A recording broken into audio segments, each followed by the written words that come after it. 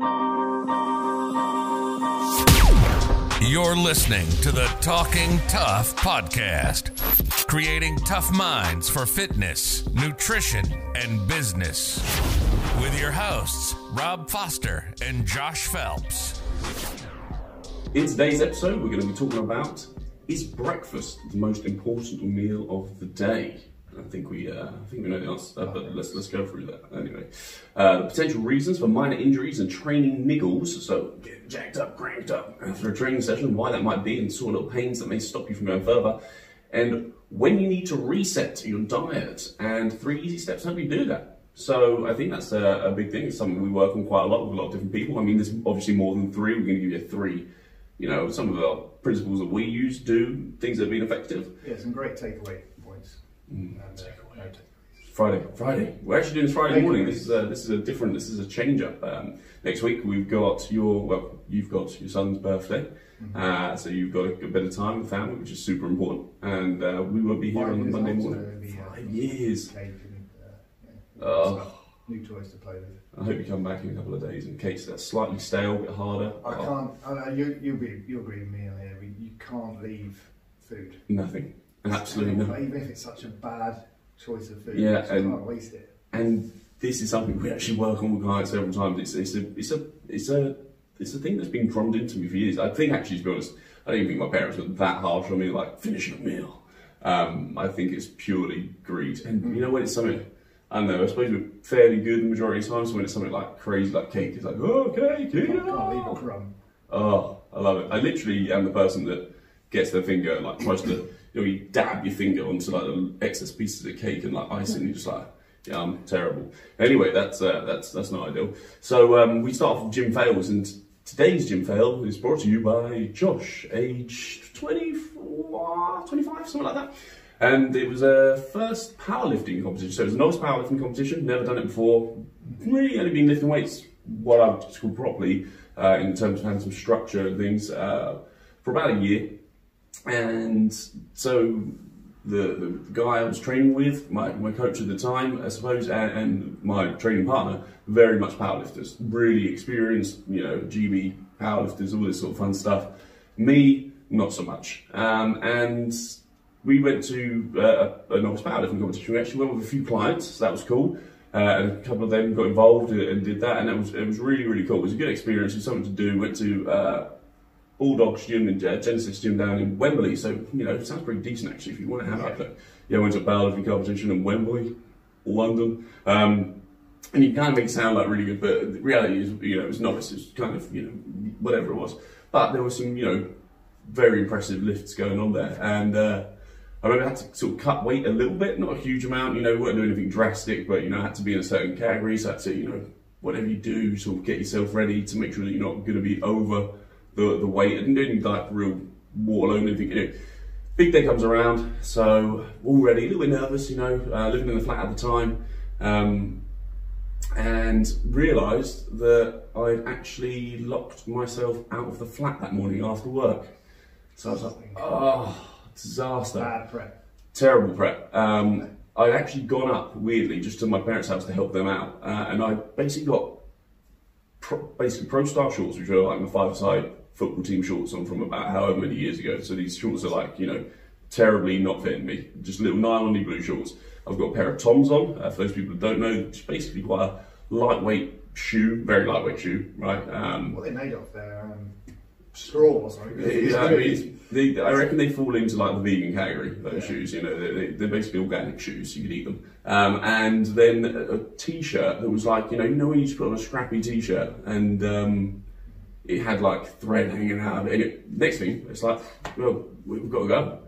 So I'm rocking up to this, powerlifting competition, and I'm the least prepared person. I was like, oh no, they're going to absolutely hammer me here. I've got clients coming. I was like, whatever.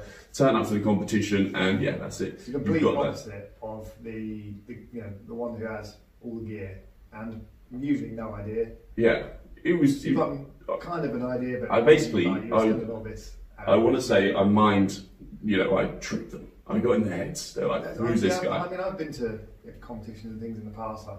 Might have been a golf competition or judo or something, and you see someone, you see one of the competitions, and they look terrible.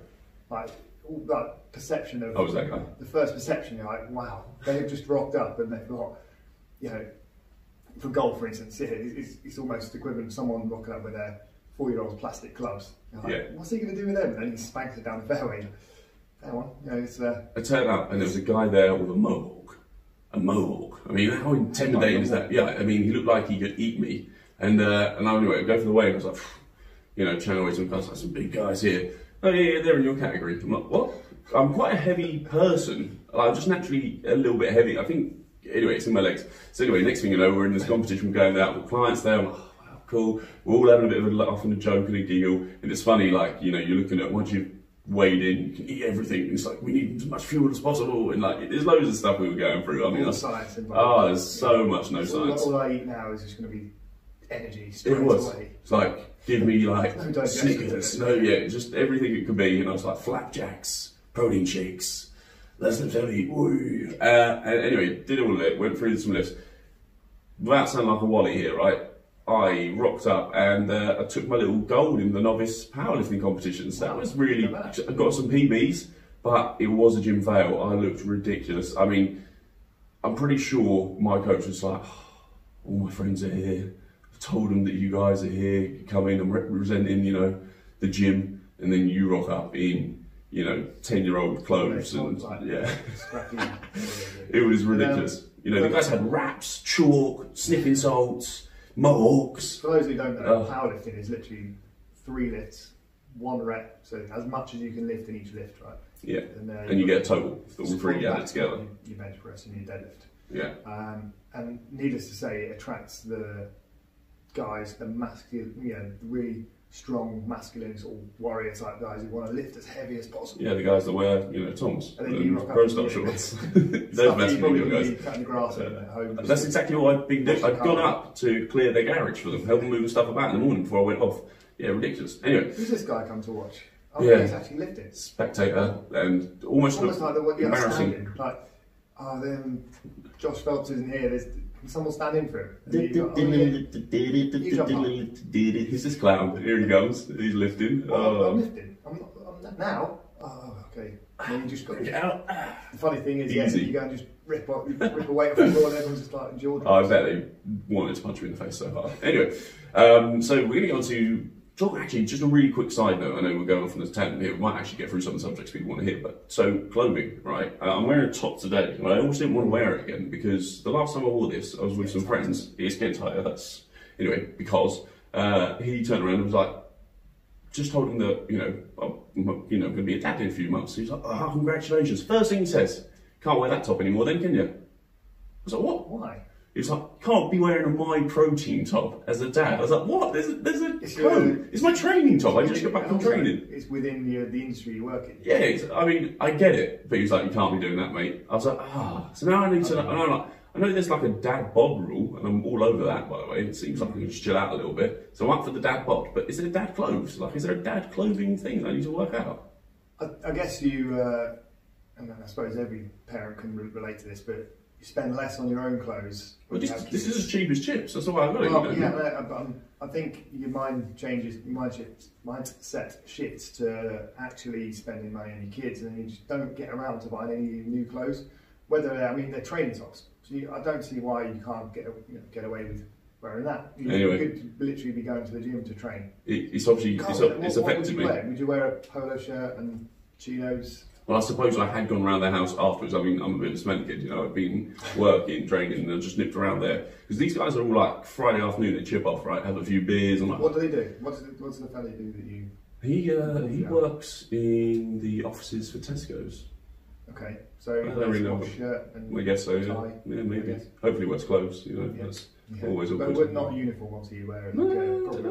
Don't honestly know. I don't think he's wearing the Tesco's uniform. No, I'd say he's wearing like shirt, trousers. Does he go to the gym? Yeah, he's a pretty fit guy. What's he wear to the gym? Shirt, trousers. Yeah. So how can he? I don't know. That's funny. Anyway, breakfast. Let's talk about breakfast because that's like a real subject. I mean, me and my terrible dress attire and my dad bod that's coming. That's all to be seen. I'm wearing vests. Well, I'm definitely wearing vests. I'm going to be the most embarrassing dad ever. I'm going to be wearing vests if wearing any clothes.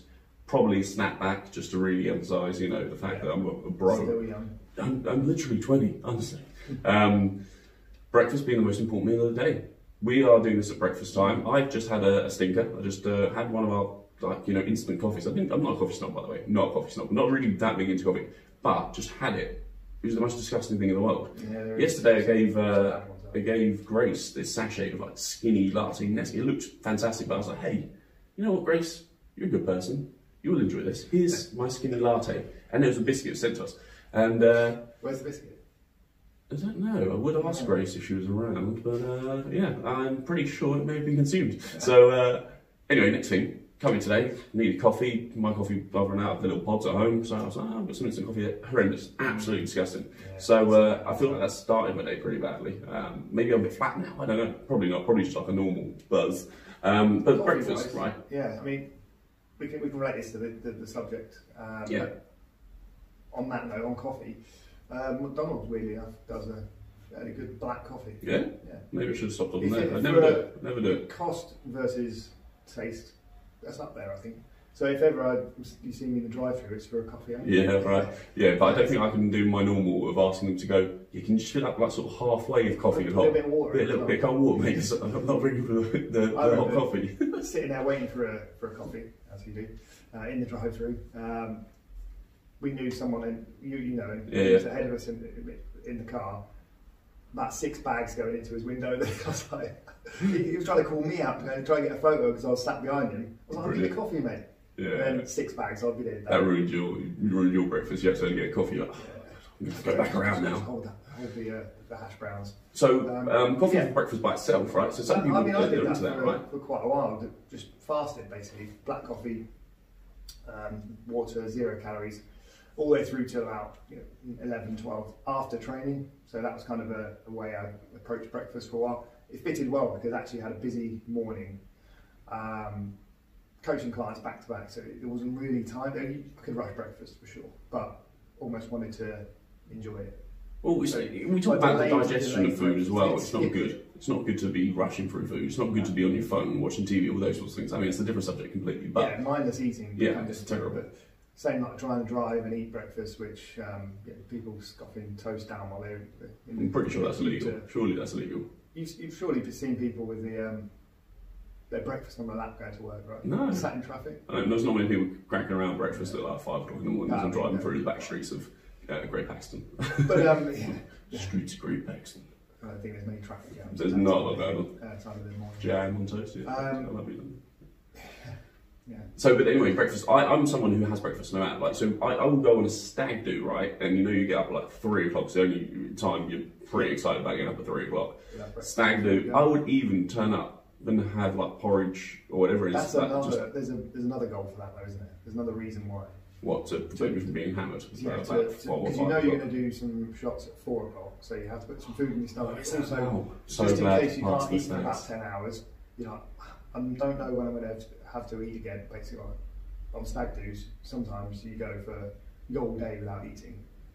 So it's getting food in there, right? But your breakfast is pretty much the same routine. Yes, I have oats, roughly, it depends on where I'm at sort of thing, but sitting between 90 grams of oats. I have water with it, I heat up, I have 2 scoops of whey in it, and maybe some sometimes. Same every day, yeah. Pretty much the same every day, yeah. So I have about 6 or 7 different breakfasts that I rotate in one morning.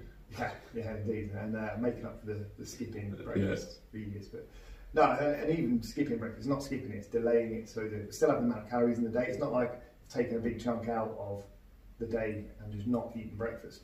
But that could work for some people as well. If they're over-consuming, they want 2 meals a day, lunch and dinner could be the only ones they have. Well, I think I mentioned this the other day, the client that I was working with, she's like, I really don't enjoy breakfast, but I've been doing it recently because this. I was like, right, let's cut that out. See, she now doesn't do it, she trains, right? And then she won't have anything, and it doesn't have to be, there's not a magic time, right, with this as well. Like, it's not like it has to be 12. A lot of people are like, I can't eat too much. I'm like, right, and we've been varying about this last couple of weeks and talked about her food and her intake. Well, sacked off the breakfast for the last week or so. She's feeling fantastic. She feels better. She feels like she can train better as well. So when people have got this whole, it kickstarts your metabolism. This is a big myth that used to be about, right? That your metabolism just stops and it kickstarts it and gets, you know, you've got the thermodynamic effect of feeding. So you've got, yes, you are going to start burning calories because you're eating, because your body's having to do something a little bit more than it's currently doing, for sure. But you are adding in calories in there. So, you know, you're getting your body processing the food. Of course it is. It's not just going to carry on, just leave it there. You know, it does have to process it. So, but does that mean that you're going to be burning more calories because of that throughout the course of the day? No, because you're actually adding calories in. So, you know, your body's going to work. It's still going to be using energy, right? You're still going to be working the ways you can get your metabolism potentially, you know, increased. So you know what you're doing is through your things like your exercise and different things like that. And the more you're doing, more muscle mass and things you're creating tends to help with your, you know, your metabolic rate and different things along those lines. So, you know, it's not just that magic of, I think I've talked about this before. My dad once went on a diet. I mean, this is very rare, by the way, and he was having grapefruit in the morning because that was meant to be some like super magic sort of fat burning fruit. And I was like, wow, that's the worst fruit ever. At least choose one that people are going to want to eat. Grapefruit, horrendous, by the way. I don't know. I'm not a grapefruit person. Oh, mate, that's bitter. Bitter. It's like the cabbage. Imagine this would be the worst diet ever. Massively effective because no one would want to eat grapefruit for breakfast, right? It's been a thing. Cabbage soup. Let's chuck that one in there. Imagine that was your lunch, right? Dinner. Fish and rice cakes. Fish and rice cakes. What a day. Yeah, YouTube that video, the fish and rice cakes guy. Yeah. Apparently he's like now super jacked. Yeah, he's done really well. He obviously worked for him. There you go. Fish and rice cakes is the answer.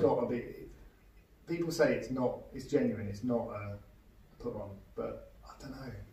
You can't be that stupid back then. It's quite an old video, isn't it? As well? Yeah. It's like decades ago or something. Yeah. Well, like I say, listen. This he guy goes through his diet for his day, and he's literally eating fish and rice cakes, and then he has his rice cakes, then his fish, then his fish cakes with rice. Yeah. I mean, listen. That you say it's silly, but there's people doing things. I mean, not funny, but there's people out there. As I said, cabbage soup, like literally just cabbage.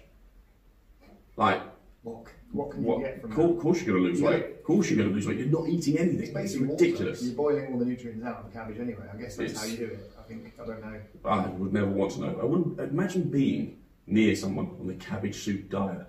That's going to be, you're going to know they're on a cabbage soup diet before you even spoke to them. Hi, breath's going to be like, wow, you haven't eaten anything for like a year. Yeah. Whatever's coming out anywhere else is going to be horrendous. And when you're eating this cabbage, like, yeah, no. Anyway, so breakfast, most important meal of the day. I think what we need to kind of wrap up in this is that it's got to work for you. You've got to see how you're feeling. You've got to look at what you can do. There's no magic to having breakfast in the morning. It doesn't kickstart your metabolism as such. You obviously doing digesting, get your body, you know, working through. That's fine. But if I'm somebody who's consuming now 400 or 500 calories every breakfast versus not consuming those calories, and as long as, like you said, you've got a correct plan when you do start eating, whether it be 12 o'clock, whether it be whatever o'clock. That's the kicker, yeah, because if you're not prepared, then snacks. Say if you miss breakfast through lack of preparation and timing and rushing out the door, when you get to work, someone comes around with biscuits. They're yours. They're like, yeah, give me them. So if you do skip breakfast, you need a plan. You need to be able to push it through till your first meal of the day and make it a good meal, not the snacks and the chocolate and the whatever. That's the key, because like I say, if you've got to look ahead, and if your day is scheduled that you know that you're gonna maybe not be able to eat for X amount of hours, just make that first meal really good. Yeah, try it. I think as well is when I look at what my first meal of the day is, I'm pretty good because I know I'm balanced throughout the course of the day. If I was someone maybe on a weekend for sure, and I knew that things weren't going to be ultimately fantastic, I always try and make sure that meal, or the meal I know I'm in control of, is like ticking all the boxes, right?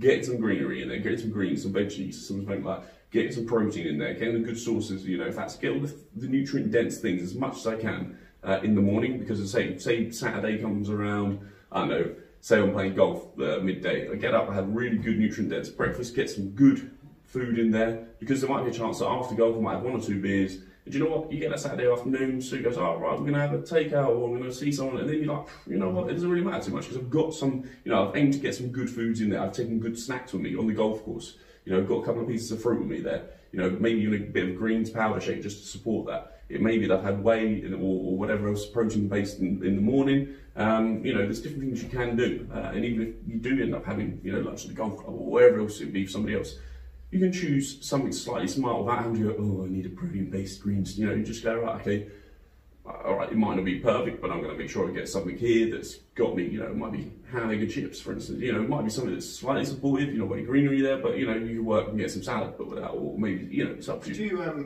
you pretty good at guesstimating your calories from a meal just from looking at it. So say if it's ham, egg and chips, could you be like, yeah, that's roughly this, or would you go worst case, that's probably about this in terms of calorie? Yeah, I mean, as you know, I'm not massively focused on calories all the time. I look at sort of what foods are, what I feel can support me, make me feel good, and different things along those lines. So, you know, ham, egg and chips, I'm going to have it, I'm kind of like, and I could roughly potentially get a good sort of idea. Ham's a funny one actually, because it's not something I eat very often, and it's so varied.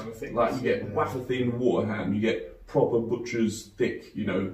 So ham's a funny one talking about that, but yeah, like chips isn't something I eat a lot ever, so I wouldn't be ideally great at those. So that as a particular meal, that would be one of my hard ones.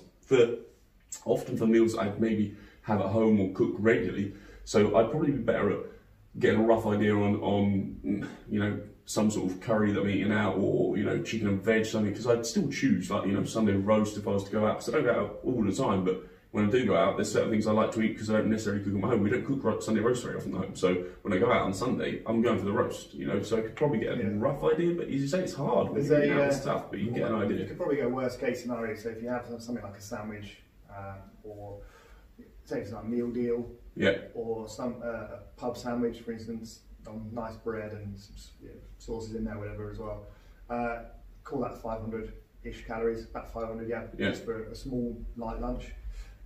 Any other meal in a restaurant, if you worst case, or sorry, best case rather, went 1,000 calories. It's going to be it's not going to be under 1,000, unless obviously it says on the menu, 600 calorie pizza or something. Perfect. I think they're bringing them in, like calories on it. Some places do, some don't, so that should be a thing. Get 1,000 calories in, but then now we go back to breakfast. If you know you're going to go out and you probably have 1,000 calorie lunch somewhere, and then maybe something else in the evening. How do you work your breakfast? Well, you could either skip it, like I said, like the whole topic, and save those calories, or keep it something like 300 or so. And I said I've got like 6 or 7 different things I usually have, whether it's hot oats, cold oats, a smoothie of some sort. I sometimes even lazily have some cereals, like whole grain cereal with a protein shake on it.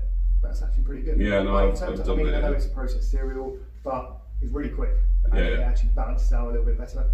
You're looking at about 300-400 calories max really for your breakfast. That gives you some leeway if you're someone who's sort of average weight, I suppose. And as you said, it's about what your goal is, isn't it? It's about what the goal is, you know. And as you say, if it's a calorie thing, if you know you're going to have heavy amounts of calories in the evening, then looking at that say all bran, for instance, with a whey shake poured over it, you know, it might be 300 odd calories or whatever. I think breakfast is also a sneaky one. I think it's a sneaky one actually, breakfast, because a lot of people go for like things like granola with fruit and yogurt and stuff like that. And actually, granola is a bit of a killer. I want people to look out for that. Like, check out what calories are in your granola if you purchase that, and how much, because you may think it's a good choice. Healthy nuts and seeds. Yeah, but if we're talking calories, like nuts are possibly one of the most dried fruits in it ones. Usually, and it's actually. It tastes fantastic. It does taste fantastic for me. It's really healthy. Whereas the serving size is probably like 25 grams, which is... It's so dense. It's like such a tiny amount of granola. Your milk would just be... Yeah, I'd probably double that. So now we're talking about things that can, different foods and what it does for you as well, like breakfast and stuff. And I talk about things that make you feel good and bits. And actually, you can create something. You say we spoke about with Ryan on before, and inflammation and different foods causing your body to react differently. And actually, it can affect your training. You can sometimes have something and you feel particularly tight even afterwards. It's weird, sluggish. Not got energy in the morning. It might be instant as well. It might be hours, days after. That's the thing, people can't relate, they can't make the connection. Because you can't pinpoint what it is, right? Yeah, it's like, I wake up feeling tired, sluggish, it must be because of how I slept. Maybe a knock-on effect of how you sleep, but also could be all the white bread and pasta that you ate the day before.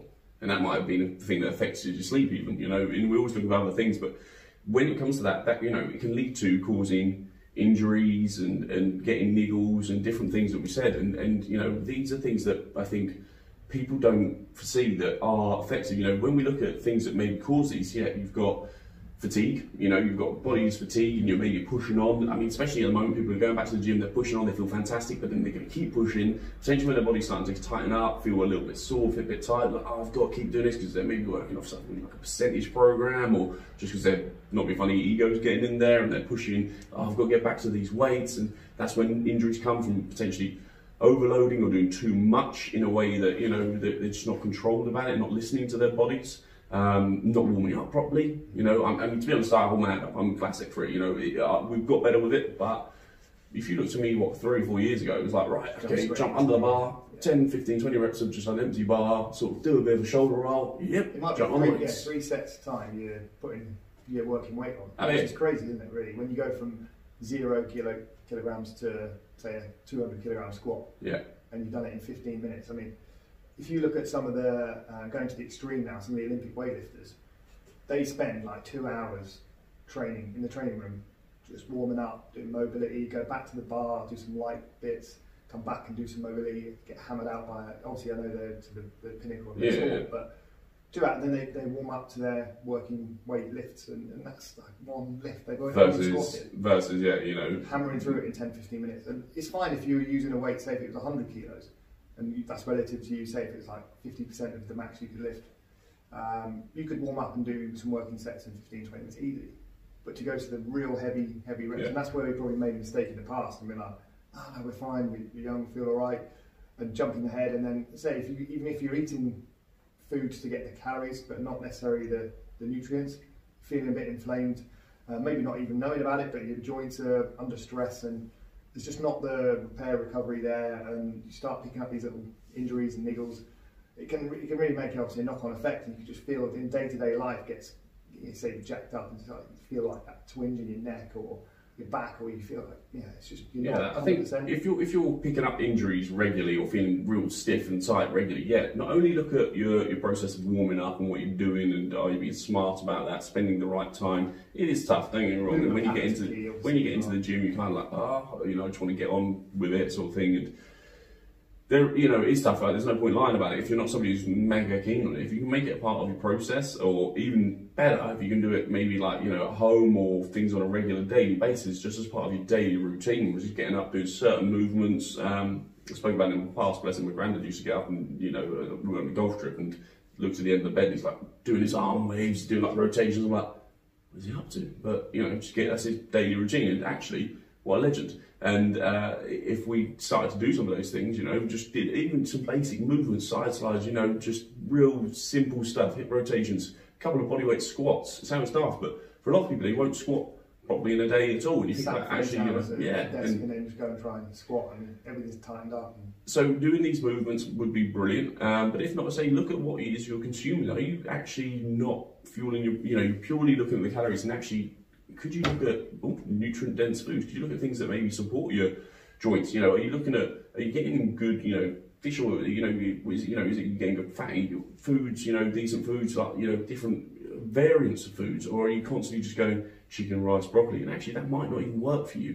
It might work for a lot of people, but it might not work for you, right? And you've got to look at different variants, getting, you know, colourful fruits, you know, and there might be actually veggies that don't work for you. And this is the crazy thing, we always just think, oh, fruits and veggies are all perfect, but actually there's some of them, listen, oh, I can eat some vegetables, but I don't know what's going on, my stomach's in bits, I'm like, I've eaten a really good meal.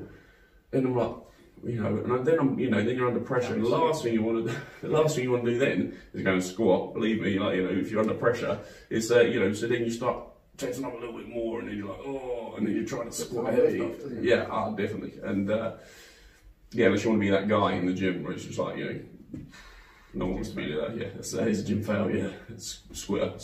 You know, it's all going wrong. So have a little think about what it is you're doing. And this might be a chance then to look at resetting your diet. So we talk about diet resets and when that happens. I mean, there's many times. Classic ones throughout the year. First one, let's play like a fast thinking answer game, whatever it is. July 1st. No, January 1st. July 1st. What's on July? Oh, I've already failed. Podcast fails. January 1st. Of course, yeah. Or the very first Monday of the year, really, isn't it? Because they're like, oh, yeah, I've got. If it's the 6th, say it's the first Monday was the 6th. they'd like, I've got and then there's the classic July 1st diet that everyone's doing. You know that one? Is that the Americans? The 4th of July diet. So, well, no, they do actually before to look really good on July 4th because everyone's partying at pools and stuff. So that's what it is. Yeah. What else? Post Easter. Once all the chocolate's gone, the eggs are gone. They've gone through all the eggs. They're like, yeah. And now I need holiday is in 2 months' time. I need to get pre-summer diets for sure. Obviously, the 2 weeks before holiday. Yeah, whatever day of the month, year, whatever it is, 2 days. Either well before the wedding, or they're like, oh, right, I need to reset now. I need to do it right. And this is one, right? Okay, I think that when people like this, the post-lockdown diet, that might be a new thing, right? Because we're going to have lockdowns. Hopefully not, crikey. But when I was speaking to someone yesterday, I'm like, I know for me, and I know it's different in each person, but you have a point where you're like, ooh, just a little bit like, ooh, you've not been eating great, probably drunk a little bit too much, and it could be as little as a couple of days for me, okay? And I know that probably sounds really pathetic, but for certain people, it may feel a couple of days, it might be a couple of weeks.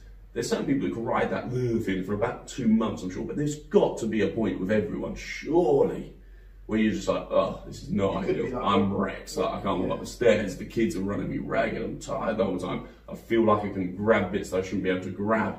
You just get that, where like, if you do have any sort of muscle density that it just feels a bit, saggy, fluffy we used to use. But, like, everyone must have that, right? I feel like they do, but maybe they don't. Sometimes it's a comment from someone else or glimpse in the mirror or a photo they've seen and shared. Hello! Like, oh, yeah, I kind of need to do something now. Yeah.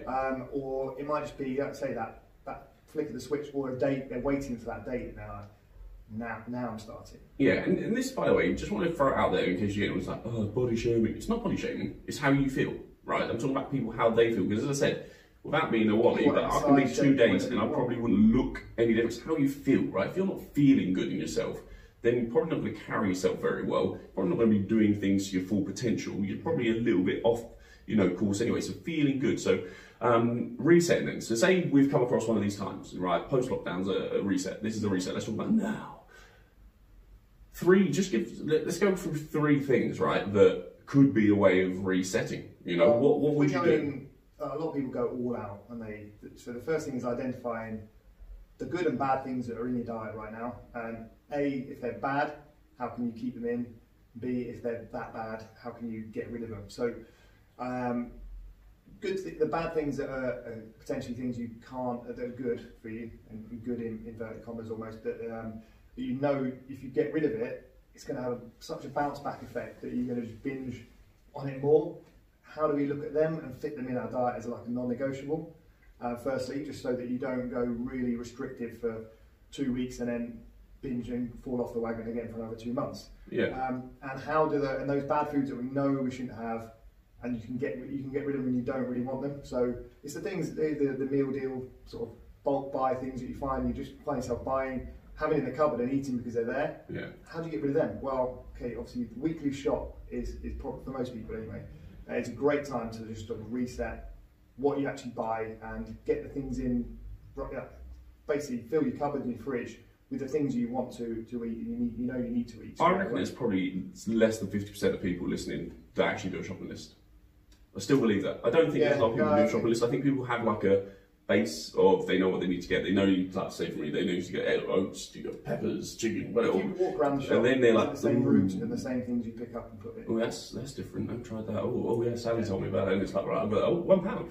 Sweet, I'll buy that, and then it's like, oh well, okay, now I'm going to spend an extra like 20-30 quid on whatever, and I consumed it. It would be good if someone could do a study on the success of people dieting, whether they walked into a shop or whether they shopped online, and who had a list and who didn't. I mean, that's quite a hard one to do, I suppose, because there's so many variants. Yeah. You walk into a shop, you're getting bombarded with marketing for these red signs with like only £1, and it's so hard to avoid that. Online, they still get you. Like you get the little things that come up underneath, like could you? Yeah, little side note. I've never ever done it. Deal or whatever, we get 3 of them, and I've never done an online food shop. Have you not? Never ever. See, that's probably a really good tip for people if you are struggling with getting back on track and resetting. It's fine. I mean, this could be point 2, right? So a way to do it: find the meals you really want to eat maybe only a handful of them. Like I said, I have 6 to 10 breakfasts, maybe that I rotate through, you have one. Yeah. Find 1 or 2 breakfasts, this is what we tell clients. Find maybe 1 to 2 or 3 lunches, maybe the same lunch on the weekdays and then vary the weekend.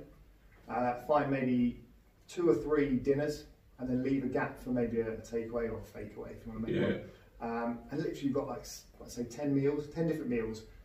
Buy the ingredients only for those meals, get your little snack meals in. We've got a snack cheat sheet that we, maybe we can share that and dig that out. And it could be so simple, because then all you do is go online, buy the things you need, get it delivered, and then obviously you've got the temptation of popping out to the shop and going, right, I'm just going to buy a bottle of wine and a bar of chocolate. But if you hadn't already done that, and you've got the leeway to do that within your weekly plan, then great. So you've got, one is to take out the bad foods, but keep in the non-negotiable ones as long as you're in moderation. Yeah, I mean, just a quick note on that, saying bad foods, it's hard to do it, but I mean, when we talk about bad foods, we're talking about like possibly the most simplistic way of looking at things. It's like, you know, as you say, good and bad is always one of those great, you know, but as we say, like, imagine you're a child and we put in front of you fruit, veggies, chocolate. You know, let's be honest, you're going to know that the chocolate's probably not the ideal alcohol, not as a baby, but you know, whatever. That, you know, it's not good. There's certain foods that we know are quite obviously not that health beneficial. Cake, you know, well, okay, funny enough, the crisps, okay, you know, bags of chips or whatever, you know, but it's, you know, there's some, that I suppose that's what you're doing. 2, we're saying about looking at ahead, meal planning. Get a few meals, just, even if it's search online, Instagram, get a recipe you like, put them onto a bit of a plan. Could be a bit of scrap of paper, could be in your phone. Go online and shop. If you can't go online, go to the shop with a bit of paper and literally buy only those. Really have your, just have your blinkers onto the deals. And you'll notice how it might take practice. Of course, you might go wrong, but stick at it for sure. That's the and a third one. I mean, we always talk about habits, right? And creating habits. And what I would do is maybe look at going, say you're taking out, say the the real obvious bad stuff. You're putting in some of the fun as such to make sure you can stay with this long term. You're planning out your week, and alongside that, maybe just look at having.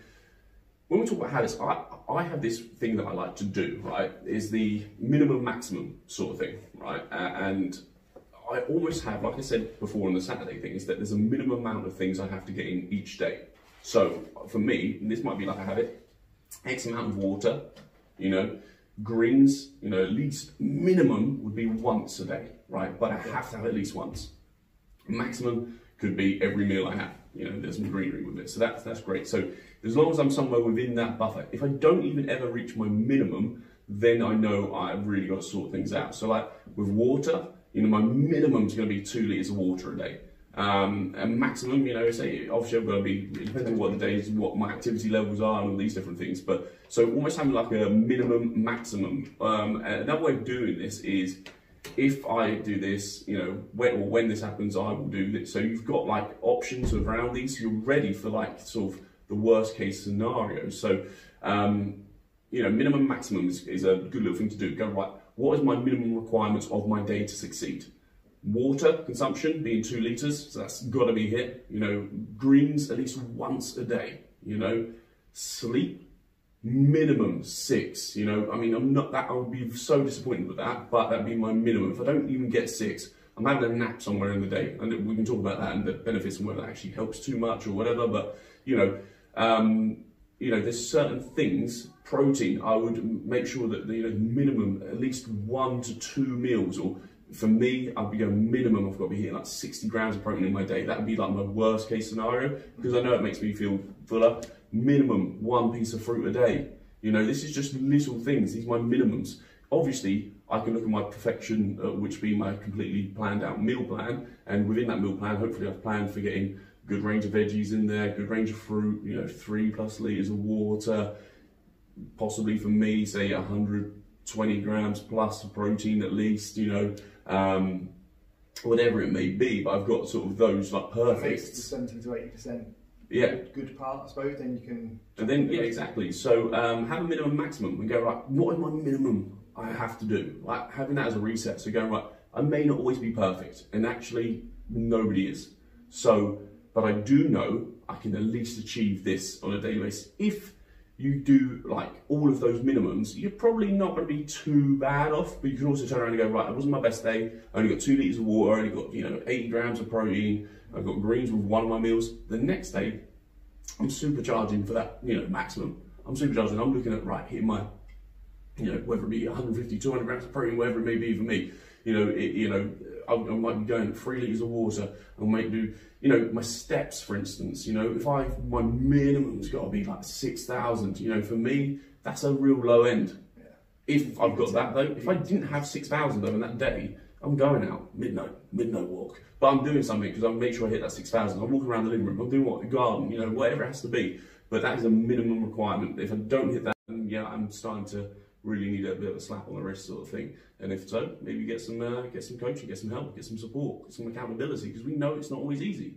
All of this, my biggest tip for someone's resetting is have a really good plan. If you don't have a plan, get someone who's got a good idea about it and get some support. We always do this. You and I always do this. Like, if we're struggling with something, we reach out to each other. If we think that a pair of us could do with a little bit of support, we reach out to somebody else. You know, we look at getting some support to be effective, to be the best we can be. We don't want to waste time. I've talked about it so many times. You don't want to waste time scrapping around, looking at stuff, you know, and guessing what the result's going to be. So, real briefly over those 3 things. So you've got, look at your bad foods, as we call them, and ones you can keep in and ones you can get rid of. So you manage those? Yeah, manage your week. So plan ahead. If you find a few recipes and things you know you want to eat, go to the shop or online with a plan. And then understand you're not going to be perfect. Yeah. Get some minimums and maximums sort of thing. Work between the two, you know, and you go maximum. So, you know, you've got something to aim for sure. But knowing that as long as you hit that minimum requirement, that you know you're not too bad, and you don't want to have to beat yourself up. So thought of the day. I like to finish on a thought of the day.